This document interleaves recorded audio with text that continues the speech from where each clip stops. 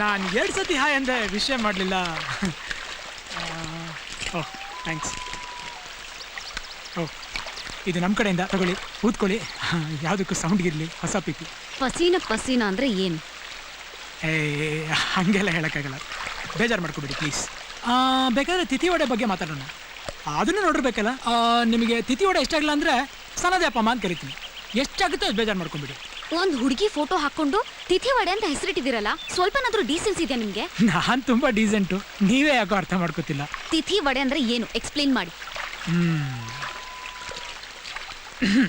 ಸಂದರ್ಭದೊಂದಿಗೆ ವಿವರಿಸಿ.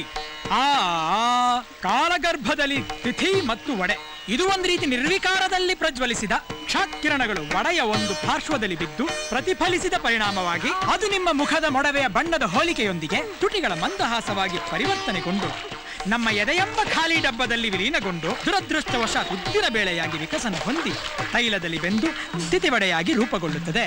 ಅಷ್ಟೇ ನಮಗೆ ಗೊತ್ತಿರೋದು.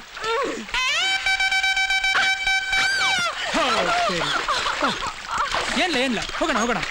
ಬಲಗಾಲ್ ಸ್ವಲ್ಪ ಗಿಡ್ಡ ಅನ್ಸುತ್ತೆ.